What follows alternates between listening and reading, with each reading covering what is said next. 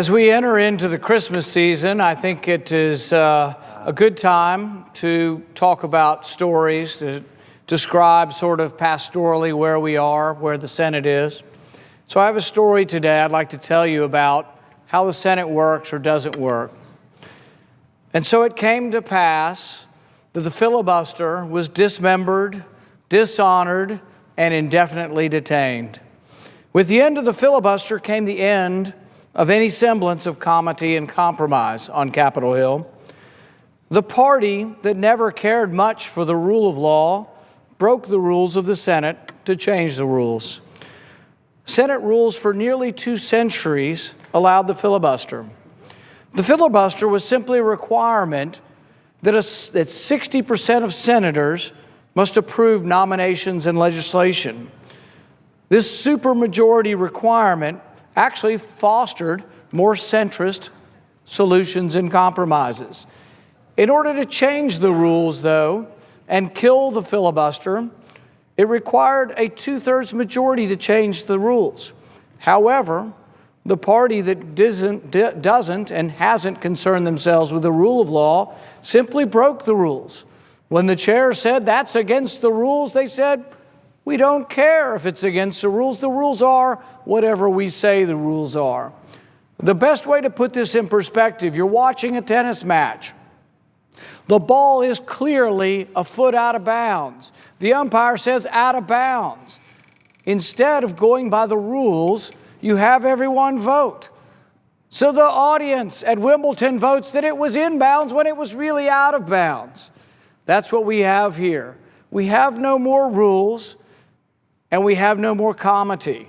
We have no more compromise. What we have is poison.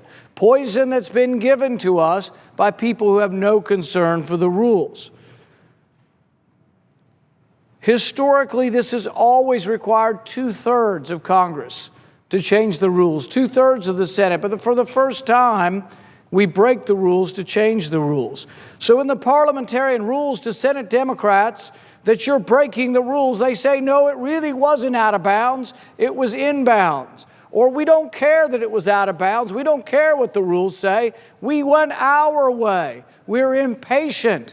We want our nominations and we want them now. We don't care about the history of the Senate. We don't care about the history of the Congress. We want our way or we will pick up our toys and we will go home. We want it now. We want it now. We want all of it. We don't want to talk with the other side. We don't want compromise. We don't want discussion. We don't want negotiation. We want our way or the highway. The rules, it seems, aren't binding upon the Senate Democrats. To them, the rules are living, breathing, evolving, and apparently optional. We shouldn't be surprised, though. We shouldn't be surprised that a party that believes in a living, breathing, ever-evolving, whatever you want it to be, Constitution, that they might not think the rules of the Senate are important. We shouldn't be surprised that the party that believes that morality is unfixed, unhinged, unchained to any constants, that all ethics are situation that this party might break the rules.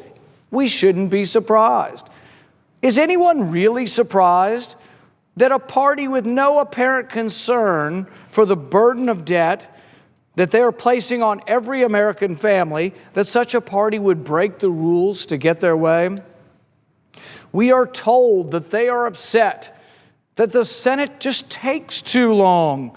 They want their way and they want it now. They want their people nominated. They don't want to talk to the other side. They won the election. They want their way.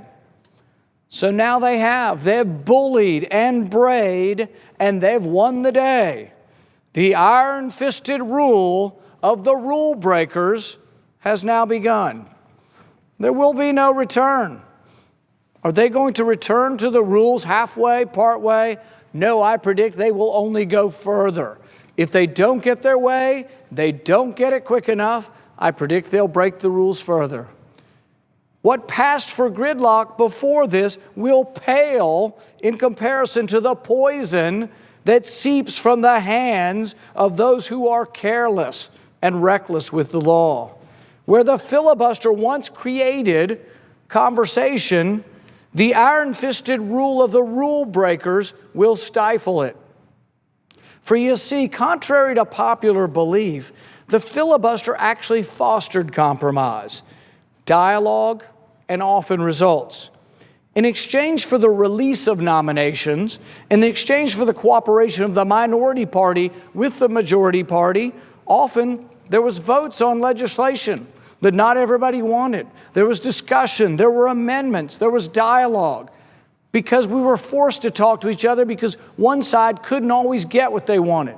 They couldn't slam their fist down in angry tantrum and say, my way or the highway, we want what we want. We don't care what 50% of America wants or what 47% of America wants. We want our way and we want it now. The tantrum used to not work. But now we will live in an era where the iron-fisted rule breakers will throw their tantrum and they will get whatever they want. Contrary to popular belief, the filibuster led to dialogue. Every week, the majority party talked to the minority party. There was a meeting each week in which the agenda for the week was set through dialogue and discussion and compromise. Behind the scenes, not always out in public, but there was discussion and compromise every week because the majority party could not rule with an iron fist. But now in the era of the iron fist, in the era of the iron-fisted rule breakers, why will there be any discussion? Why not just roll over the opposition? Why allow debate? Why have debate? Why have discussion? Why have dialogue? Why have votes? It's been getting less and less and less. As the grip gets tighter and tighter, there's less debate, there's less voting, there's less amendments. And I don't think the American public likes that. I think the American public disavows this place and is unhappy with Congress in general because of lack of dialogue. But that's where we're headed. We're headed towards less dialogue, not more. In the past, Republicans and Democrats would come together. They would agree to votes. They would schedule them for the week. They would agree to dialogue. They would agree to nominations. And they would agree to quick and easy votes for non-controversial nominees. But if there is to be no rules, what incentive is there for cooperation? If it's to be my way or the highway, if the majority party is simply to roll over, if they are to beat their fists, beat their iron fists upon the table and say, my way or the highway, we don't need you. We don't care that half the country disagrees with our policy. It's our way or the highway. If that's the way it's going to be, I think there'll be less dialogue and less compromise. Historically, the filibuster encouraged a reluctant president to cooperate with oversight from the Congress. This isn't a Republican or a Democrat thing. This is about the separation of powers. This is about the checks and balances to power. This is about a president who might say or not say whether or not he would kill Americans with a drone. This is about using the filibuster to get information from a reluctant president. This is about a filibuster that allowed Congress to get information to say and to force a president to say, I will not kill Americans with drones. This is about a reluctant president being asked, will you detain Americans? Can you put an American in jail without a trial? Can you send an American to Guantanamo Bay? How do we get those answers from a president who is reluctant to answer? Through the filibuster. The filibuster is an empowerment of Congress. It really isn't Republican versus Democrat. The filibuster is about Congress having power over the presidency or having power to counterbalance a presidency. Information about malfeasance or transparency can be pried from a president in exchange for nominations. Quite typically, holds on nominations were used to get information, were used to force people to testify. Recently, I had questions for the nominee for Homeland Security. I asked him, does the Fourth Amendment apply to third-party records? This is a big question. It's a big constitutional question. And there are answers. I might not have agreed with his answer. He said he had no opinion. He had no legal opinion on the Fourth Amendment. I asked him, can one warrant? Can one warrant from a secret court apply to all telephone records? Can every American who has their records with a phone company have their records looked at through one warrant? Is that consistent with the Fourth Amendment? And this nominee said, yeah, I really don't have an opinion on the Fourth Amendment. Really haven't thought that much about the Constitution, but he's going to lead one of the largest agencies in our government that may well have to do with spying on Americans, and yet has no opinion on the Fourth Amendment. So what would the filibuster do? Historically, the filibuster would stop his nomination. What would a hold do? Would it be petulant? Maybe at times, but for the most part, holds were placed on nominees that wouldn't answer questions. So if you wanted answers from nominees, you didn't want them to get up there and say, I don't recall 49 times, or I can't remember, or I don't have an opinion today, sir, on the Constitution, you would hold their nomination. You would hold their feet to the fire. The filibuster holds about slowing things down. This is about the separation of powers. This is about the checks and balances. Currently, we have a president who apparently thinks he's more than a president. He thinks he has a few monarchical powers. He believes more that he's a monarch than he is a president because he thinks he can amend legislation. 20 times, more than 20 times, Obamacare has been amended after the fact. They don't come back to Congress. So what would the filibuster do? What would a hold do? It would say to that president, you will obey the Constitution. We have no way really to get him in court on these things. It's very difficult to prove the constitutionality or disprove it by a challenge. But the beauty of our founding fathers was that they separated the power. So one of the powers of Congress is the filibuster. It is placing holds. And by doing that, we check a rebellious or an adventurous president, or a president who thinks he can take this power upon himself. Montesquieu, who was one of the people we looked to about the separation of powers, once wrote that when you allow the legislative power to gravitate to the president, when you allow the president to take this power and he can legislate or do whatever he wants, you're allowing a tyranny. That's why Montesquieu wrote that you had to separate these powers so no one body of people, no one grouping within government would assume or absorb too much power. That's what's happening here. By giving up our power for petty partisan reasons. Let's be really frank with each other. The Senate Democrats have, for petty partisan reasons, taken away the power of Congress, taken away one of the checks and balances on a rogue presidency. These checks and balances are not something that really we should stoop to the level of petty partisanship over. By allowing us to do so, what has happened is we've allowed ourselves to give up one of the great checks and balances that were one of the beauties of our Constitution. The loss of the filibuster, I think, truly weakens Congress, and it makes the executive, regardless of party, more powerful and less likely to be transparent and really less likely to compromise. In short, when you give power to the party in the minority, when you have that power in the party that is in the minority, it works to coax compromise out of people. In the era of filibusters and holds, someone like myself who's new to the Senate could place a hold on the Federal Reserve Chairman and release it in exchange for a vote on auditing the Fed. Auditing the Fed passed 3 years ago in the House. It's a transparency bill. We should know what decisions happen. Congress created the Fed. People are getting personally wealthy off of the policies of the Fed. There's a revolving door between the Fed and the Treasury and the people who sell the Treasury bonds. There are Treasury secretaries who leave employment in government and make $160 million a year buying and selling the securities that are bought from a bank that we are not overseeing properly. There's all kinds of reasons why we should audit the Fed. Every Republican in the House voted for it. 100 Democrats voted for it. You rarely have a bill that 350 out of 435 representatives voted to audit the Fed. It's been over here for 3 years. It's been held hostage by the Senate majority. The only way the minority party ever gets any votes on anything is by using their leverage, by using the leverage of the filibuster, by using the leverage of a hold, I think often to get something good. There are a lot of things that need to be discussed that are never discussed in this body.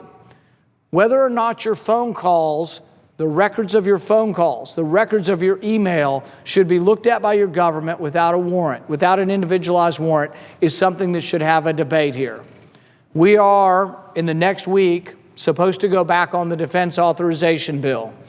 The defense authorization bill in 2011 allowed for the first time in our history an American citizen to be held indefinitely. Allowed for the first time an American citizen to be sent from America to Guantanamo Bay and held in a foreign prison in a foreign land forever without charge, without trial, without lawyer, without accusation. When I had the debate on the floor with another senator over this in 2011, I said incredulously, "You mean an American citizen could be sent to Guantanamo Bay without a jury trial by a jury of their peers?" And he said, "Yeah, if they're dangerous." I said, it sort of begs the question, who gets to decide who's dangerous and who's not? Are these not questions we would want debated on the floor? A year ago, we voted to get rid of indefinite detention. 67 senators voted to get rid of indefinite detention. And then, secretly in conference committee, it was stripped out by a minority of 1 or 2 senators. So this year, we've been preparing for 6 months to have a vote on whether or not an American can be detained in prison without a trial. We'll get no vote because of the iron-fisted rule of the rule breakers. The rule breakers have decided no debate, no dialogue, no compromise, no discussion of questions till we tell you it's time. And it never seems to be time. You have to think about this because there have been times in our history when we have detained Americans unjustly. You have to think about how important a jury trial is for everyone, and you don't have to go far back in our history to see times when we made mistakes. You remember Richard Jewell, falsely accused, unfairly accused, wrongly accused of being a bomber, the Olympic bomber in Atlanta about a decade or so ago. If he'd have been a black man in 1920 in the South, he might not have survived the day.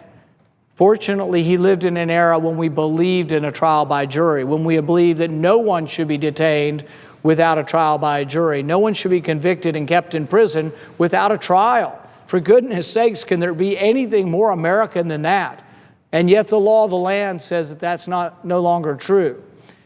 Anybody in our society who ever thinks they've been treated unfairly, whether you're an African American or a Japanese American who can remember what happened to the Japanese Americans in World War II, should be horrified that your current law says that an individual, an American citizen, can be detained.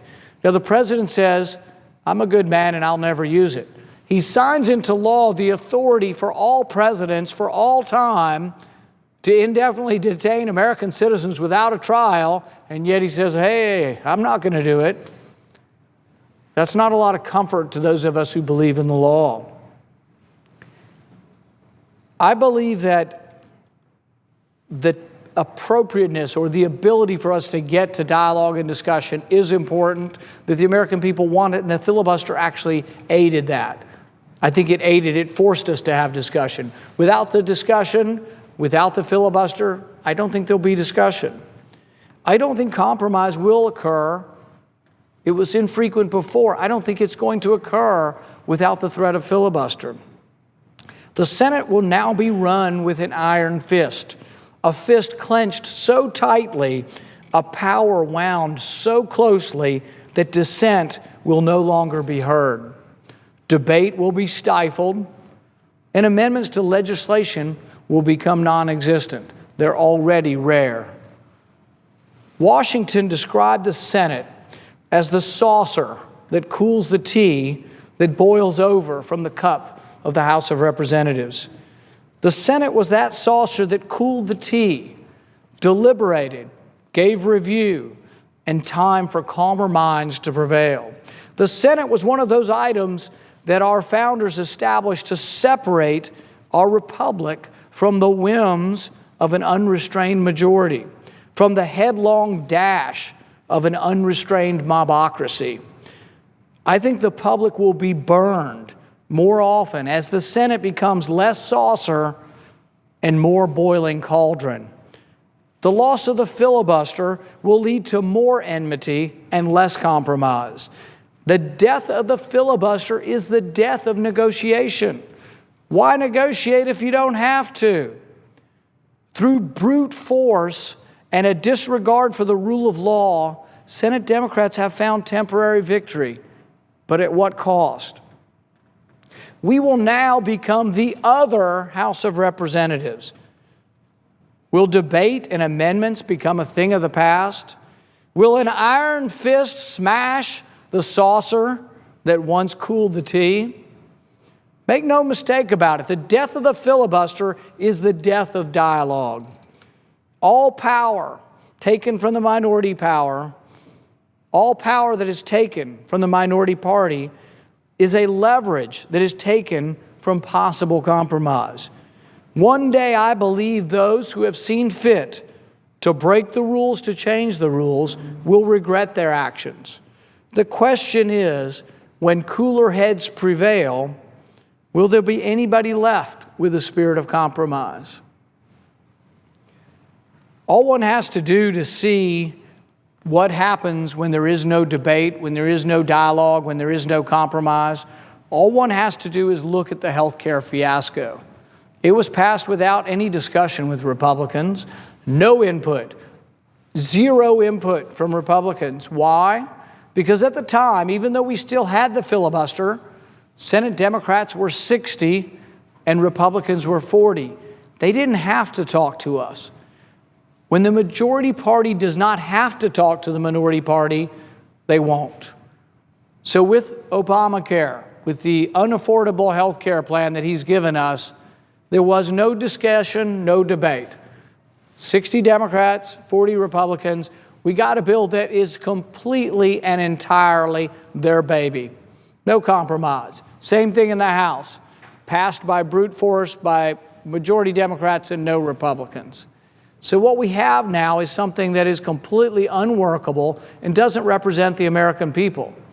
I'll be the first to admit, we are divided. You know, not everybody's a Republican, not everybody's a Democrat, but the interesting thing is it's about 50-50. It's not 80-20. It isn't that everybody or the vast majority in the country want one way and another. It's almost 50-50. But instead of having 50-50 solutions come out of here, what's coming out of here is my way or the highway. It's interesting. You look back about a month ago when government was shut down, we were trying to open the government. Every day we tried to open the government, we said, what about just delaying Obamacare a little bit? What about delaying just the individual mandate? No way. We will not negotiate with a gun to our head, the president said. The president bellowed, I will not negotiate. You can't make me negotiate. I will not compromise. And immediately after the government opened back up, he did exactly the same thing we were asking for. He delayed the individual mandate. Of course, he did it unconstitutionally and illegally because he did it without the approval of Congress. That's the way it's been from the beginning. This is something that we as Americans should be extremely worried about. This is the stuff of kings. This is the stuff of monarchs, and this is the stuff of tyrants. Because he thinks that he can do the legislation by himself. But if there is no recourse to come back to Congress, what happens? Obamacare is a story of favoritism.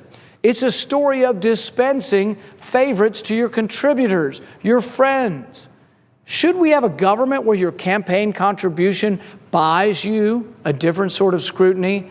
It's no longer equal protection under the law. It's protection based on contribution history. So we've given waiver after waiver to special interest groups. You can see them with a big smile plastered on their face when they come out of the White House. There are special interest groups that have been to the White House hundreds of times. Meanwhile, the secretary in charge of putting up Obamacare and getting it started was there once, but hundreds of times special interests came They paid first. They gave their campaign contributions. They paid. They got access to the White House, and they got a waiver. Why would McDonald's get a waiver and not Burger King? Why would one business get a waiver and not another? Why would a union business get a waiver and not another business that's not union? Is that equal protection under the law? Is that the way we're going to live? That's the way you will live if you allow all the power to gravitate to one person who has no checks and balances. That's why we're supposed to have a separation of powers. That's why we're supposed to live under a rule of law. Legislation is messy, and it takes a while. They no longer have the 60 votes to have his way or the highway. They can't get everything they want, and so they do it by executive fiat. But realize that an executive can dictate for good and for harm. Or does one person always know what's best for the country? So we've been dictated to all of these changes with Obamacare. But the bottom line is more people are now losing their health insurance than are gaining it. Those who are gaining it, those who have been forced into Obamacare, will recognize a few things. You are losing your freedom of choice, and you're being forced to pay more. So there are two things that are irrefutable about Obamacare. You have lost your freedom of choice. You are being dictated for plans. Where there were once hundreds of plans that you could purchase for insurance, there are four. Four plans left in America that you can choose from, and they're more expensive. Why? Because you're told that your kids have to have dental coverage, pediatric dental coverage. What if you don't have any kids? You're being told you have to have infertility coverage. What if you're not married? You're told you have to have pregnancy coverage. What if you're not married? The thing is what's been outlawed are cheaper insurance policies. So let's think back to the original problem. 85% of America had health insurance, right? 15% of Americans didn't. Of the 15% who didn't have health insurance, a third of them were eligible for Medicaid, and we could have helped them by fixing some eligibility with Medicaid. We're actually trying to help people understand how to sign up. A third of the 15% that were uninsured, some reports said were not here in the country legally. And then a third of the 15% made between $50,000 and $75,000 a year, but they weren't buying insurance because they were young and healthy and they decided to roll the dice, and because they perceived health insurance as being too expensive. So the main impediment to the body of people who we could have gotten insured was expense. So what have we done to help them? We've made health insurance more expensive for them.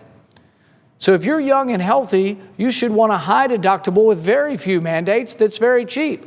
So what does Obamacare give you? It gives you a very high deductible that covers 1,000,001 things you don't need or don't want, and it's very expensive. So really what we have done here is we've taken away freedom of choice, and we've given you something you don't want and made it more expensive. This is the danger of having one-sided, one-party rule. There is no debate, no discussion, and that's what happened with Obamacare. A lopsided result, a misbegotten legislation that doesn't work, can't work, and is leading to disaster. Now, some have said, how could we fix it? Can we make Obamacare less bad? I'm not positive you can, because some are saying, well, and this is what the president finally did. The president finally came back unilaterally and said, well, yeah, okay, I'll give you another year. So look at it from the perspective now of the insurance company. They can offer the cheaper policies for one more year. What incentive do they have? You're being told that within a year you got to buy more expensive insurance. Does the insurance company have any incentive to sell insurance that's less expensive again? If you're mandated to buy something more expensive, why would they offer something less expensive? So now everybody in the country is going to be forced to buy something more expensive. But many young people are going to look at this and say, well, you know, it's more expensive and the penalty's not that bad for my income. Maybe I'd be better off not having insurance. Besides, now I can buy it anytime when I get sick. So there is no incentive to buy health insurance when you're healthy now, other than the penalty. Many people may say, I'll just wait till I've got chest pain, I'm rolling in the emergency room, or until I get in an auto accident, then I'll buy my insurance. But make no mistake about this. This is about choice versus coercion. So we have one party that has decided that they know best They know what's best for you. They feel that you're not smart enough to take care of yourself. They feel that they should be, in a benevolent way, your parents. So you have a party that's decided they will take care of you from cradle to grave. But don't worry, it's free. No big deal, it's free. We're going to give you free health care. Well, mark my words, there's nothing free about this. You will pay for this. If you had insurance before, you will pay for this with more expensive insurance premiums. If you didn't have insurance before, you will pay for this with more expensive insurance than you could have bought before this. The question is, how do you make it work? It only works now, if it's going to work at all, through coercion. You are forced to buy something. To me, that's antithetical with what the American Republic was founded upon. We're founded upon freedom of choice. You make freedom of choice every day in the things you purchase. Why is the one thing that you're not allowed would be your health insurance? No one's allowed to have the freedom of choosing what type of health insurance they buy. But realize what this stems from.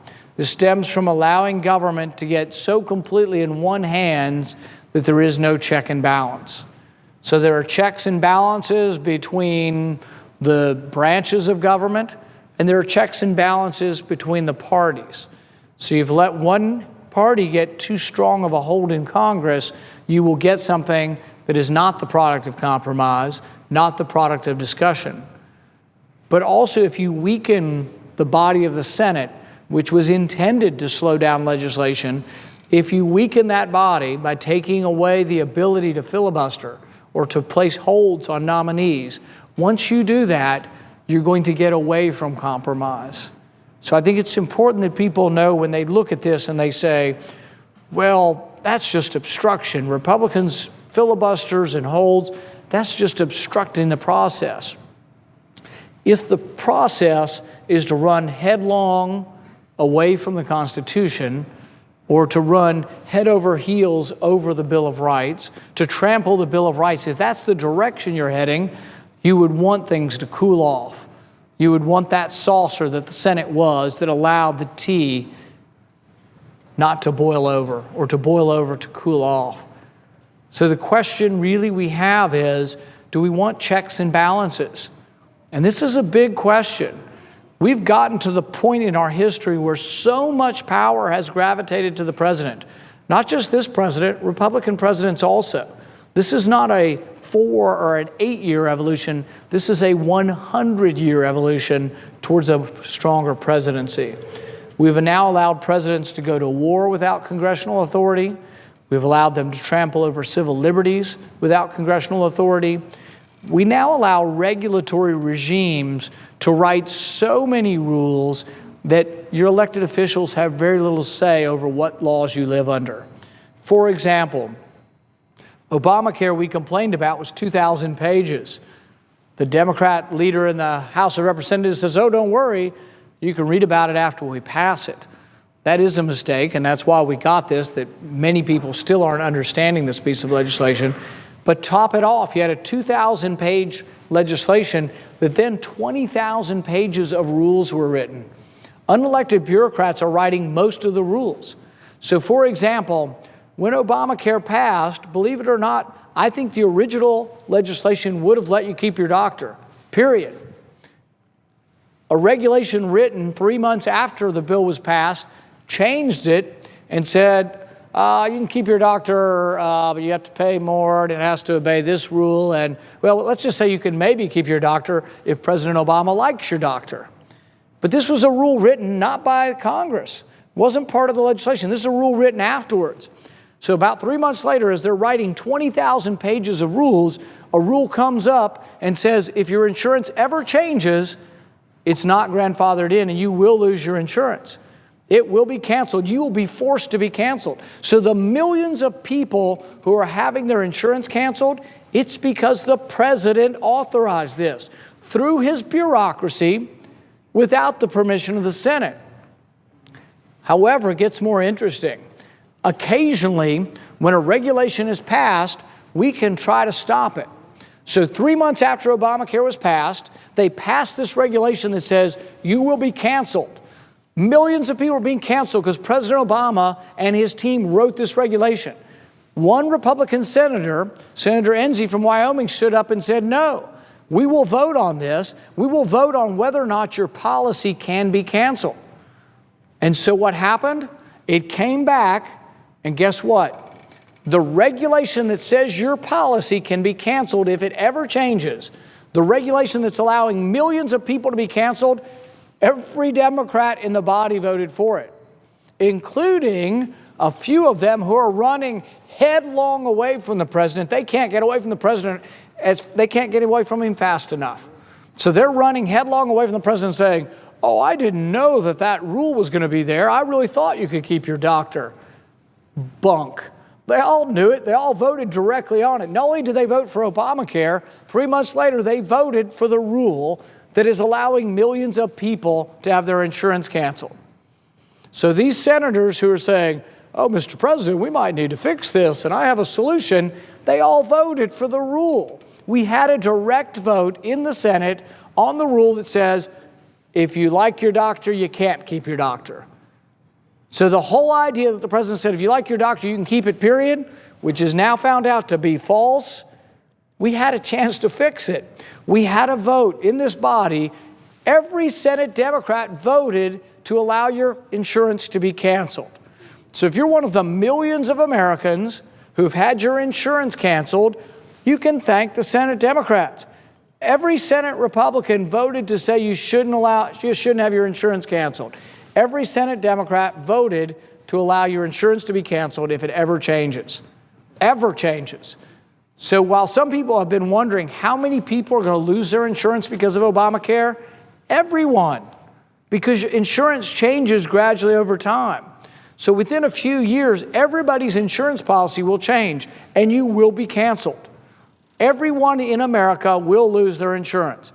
They will be canceled eventually, and they will have to buy Obamacare. So people had hundreds and hundreds of choices for insurance. There will be 4 choices in America. So really what this debate is about, it's about whether you believe in freedom of choice, whether you think you're smart enough to rule over your own destiny, or whether you want a paternalistic government that makes these decisions for you. Are we so insecure as a people that we need the nanny state? Do we need the nanny state to take care of us? Do we not want choice? Why don't we extend it to all things? Healthcare is important, but so is food. Why don't we have the government decide what type of food you eat? Why don't we just have the government decide how much you can charge? God forbid that we charge too much for food. Shouldn't food be cheap and economical and affordable? Maybe the government should own the farms. Maybe the government should distribute the food. If the government's going to distribute health care, and health care is so important, so's food, so's water, how could we let anybody in the private marketplace determine water? How could we let private people control water? Shouldn't we let the government be in charge of everything? The bottom line is we shouldn't let the government be in charge of anything that can't be handled by the private marketplace, which means very little should be handled by the government. The reason why you want minimal government is that government's just not very good at stuff. I tell people it's not that government is inherently stupid, although it's a debatable point. It's that government doesn't get the same signals that we get. In the private marketplace, you get signals. You have to make a profit. You have to meet a payroll. So there are different signals that come. To healthcare, if the government runs, there is no signal. They get no feedback. So right now they have a website that would have sent any private business into bankruptcy. This would have been a failed initiation, and the company would have immediately gone bankrupt. No company could roll out something as bad as a government, but no private company would, because a private company is influenced by the marketplace and they have to make good decisions. The government doesn't make good decisions because they're not required to. And so it's why when you have a choice whether or not something should be done by government or done by private marketplace, you want the private marketplace. Milton Friedman often talked about this. This is a truism of all government. Nobody spends somebody else's money as wisely as they spend their own. So the private marketplace inevitably will make better decisions because it's a cruel master. The marketplace, you have to please consumers all the time, every day. They vote. You've heard the term democratic capitalism. There's nothing more democratic than consumers and capitalism voting every day, and the people who are rewarded are those who give a product that people want to buy, and they do it in an efficient manner. So people are forced to be efficient. They're forced to have good consumer service. The consumer is king only in the private marketplace. The consumer is treated as a stepchild if it's government. You are treated with reckless abandon by government. I know as a physician, I dealt with the government for decades and decades, and you know what? It takes at least an hour to get someone on the phone.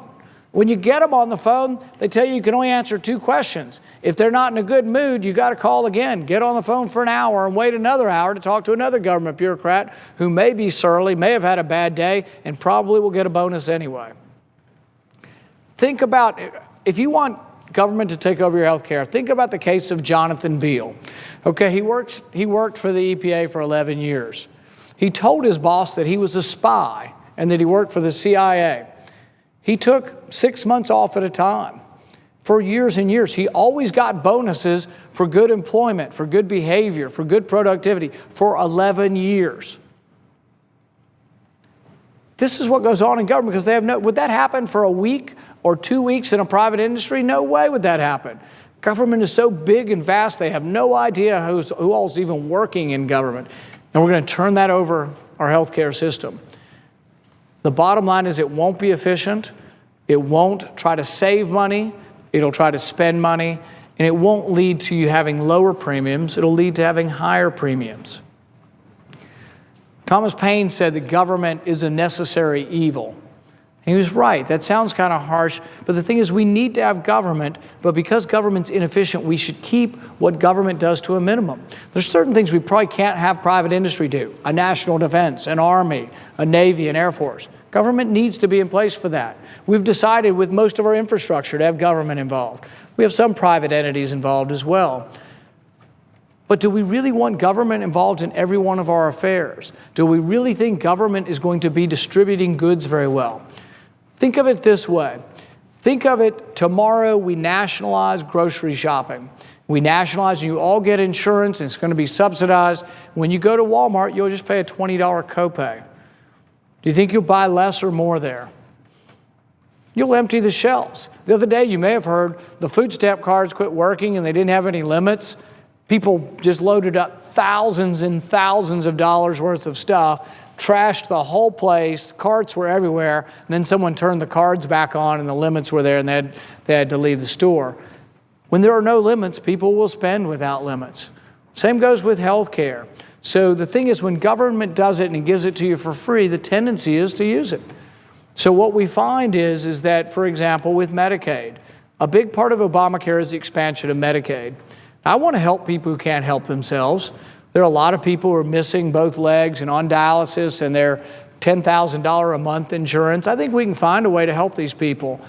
But we've now added able-bodied people to this. We've now added generation after generation of able-bodied people to the Medicaid rolls. So instead of a temporary hand up, a helping hand, we've turned it into something permanent. But it's also the most rapidly rising cost in state governments. So state governments, I believe, will ultimately succumb to this burden. In our state, it'll be a 50% increase in Medicaid. In fact, most of the people signing up around the country, 3/4 of them in my state are signing up for free health care. It's not really free. You're going to pay for it. Anybody that's working will pay for it. But the thing is, that's what they're signing up for is free. I think that if we expand our safety net beyond sort of those who are not able-bodied, and we expand it and make it permanent for people, what it becomes is a drag on the economy and a drag on everything, and it disallows or prevents us from growing as an economy. We've been having this debate for a while. The president has decided that people who are working just have too much money, and I've got to take from those who are working to give to those who aren't working. That's not how you get more jobs. That's how you make the pie smaller. You keep dividing up a pie and shifting the pie from those working to those non-working. Doesn't really help anybody. It divides the pie smaller. There have been times in our history, though, when we have really greatly grown the pie. But you have to get beyond some petty things. The president preaches fear and envy. He preaches class warfare. He preaches that if your neighbor has 3 cars, send me, I'll take one of their cars. I'll get some of your neighbor's stuff and I'll give it to you. The problem is it doesn't make us richer as a nation. What makes there has been a discussion for thousands of years about whether it's good or bad to spend your time coveting your neighbor's property. It isn't healthy personally, spiritually, but it's not also healthy for a country. Really what you need to, the thing is, if I labor my whole day saying, my neighbor's got a Mercedes and I don't, I should be instead saying, maybe my son or daughter will be working at the Mercedes dealer, selling it to somebody who's buying a Mercedes. Instead of being jealous and envious of others, I should be saying that we're all interconnected and that we want more people to rise up and be one of the top 1%. Instead of taking a meat axe to those who are successful in our society and trying to drive them down, we should try to raise everybody's boat. There have been many histories when this has many times when this has happened. In the 1920s, Coolidge took the top rate from 70% down to 23%. We had a boom. Employment thrived. He balanced the budget. We did it again under Kennedy in the 60s. Unemployment was once again cut in half. By the time we get to Reagan, the rates have risen to 70% again. And Reagan said, our economy will boom if we lower rates on everybody. And he did. He lowered rates from 70% at the top rate, the top 1%. He lowered their rates. He didn't raise their rates. He didn't say, covet thy neighbor. He didn't say, I'll get you one of your neighbor's cars. He said, lower the rates and the economy will boom, and it did. We lowered the rates from 70 on the wealthy to 50 to 28, and we had a decade-long boom with millions of jobs created. We have to have this debate as a country. We can't say the debate's over. If we say the debate is over and that really what we need to do is just divide it up, pass the money around, we're going to be talking about a shrinking pie that we pass around. We also have a pie right now that has millions of people unemployed. So how are we going to grow as an economy? Are we going to grow as an economy by saying let's tax people more? It's exactly the opposite. I was in Detroit last week talking about how we could help Detroit. We can't send money from Houston to Detroit and bail them out. Doesn't work. One, because it's just like when the president did his government stimulus. When the president chose to pick winners and losers, he wound up with a bunch of losers. Because no central planner knows who's going to be the winner and who's going to be the loser. 9 out of 10 businesses fail. That's why you don't want government choosing the winners and losers. So when government chooses the winners and losers, they choose people like Solyndra. One, it was a little bit unfair on the face of it. The guy who ran the company was the 20th richest man in the country. What business do the middle class, which the president says he's so proud of, what business does the middle class having given money to the 20th richest man in the world? Well, he lost $500 million because it turns out people didn't want his solar panels. But that's the government picking winners and losers, many times based on campaign history and based on, environmental politics. But it's picking winners and losers, and it doesn't work. Why? Because the marketplace, when it winnows out and finds who will be successful running a business, is a harsh taskmaster, but it asks all of you. It asks 300 million Americans every day to vote on which businesses will succeed. And so you get to vote every day. So there's a big difference between reducing taxes for those who are in business and trying to stimulate the economy and taxing people in Houston, bringing it up here, and then passing it out to people I think might be good at business in Detroit. No one knows that. No one has that knowledge. Only the marketplace can decide who's a good risk and who's a bad risk. Banks are part of that, but really the consumer votes every day on which businesses are good and should receive more money.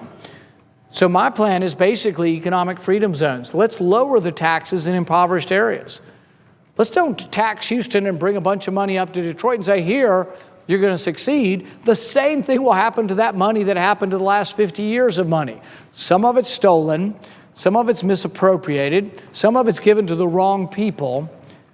But if you were to lower the taxes for the people in Detroit, I think you could truly help them.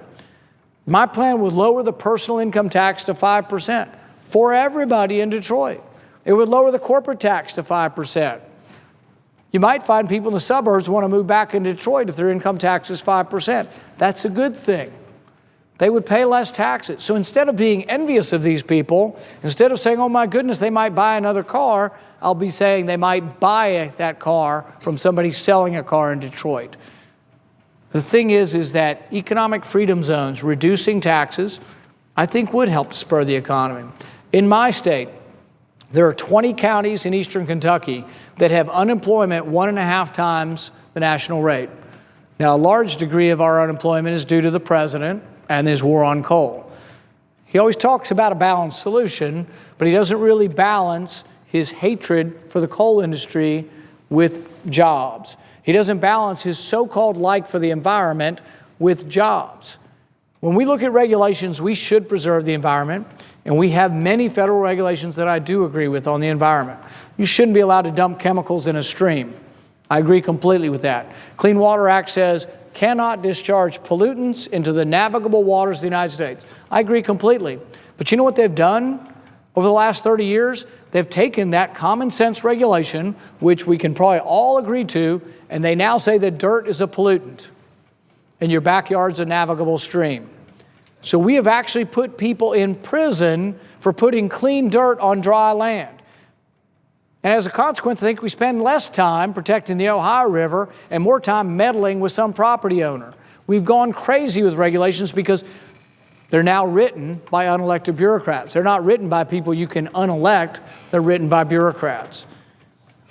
We have to get back to some common sense with these things.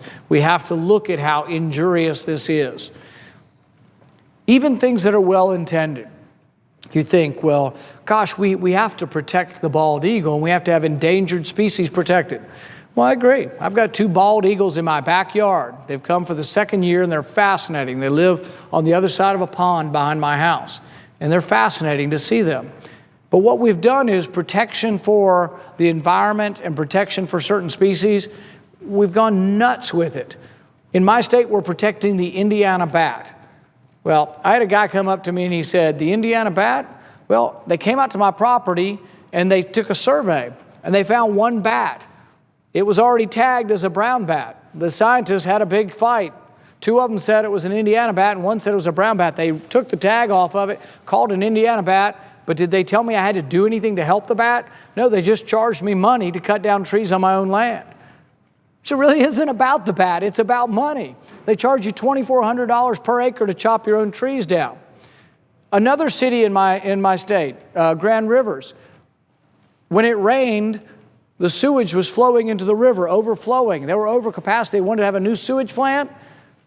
They couldn't do it because the EPA was saying, we need to know how many pocketbook mussels there are. Now, are we going to stop the building of the plant? No. What it does is it causes hundreds of thousands of dollars to be spent looking at this. Bottom line is, remember, separation of powers is important, and the loss of the filibuster, I think, is leading towards a one-sided party rule and leading towards less power here and more power in the executive branch, I think all to the detriment of the voter. At this point, I see my colleague from Ohio and Oklahoma, and I will yield my time back to the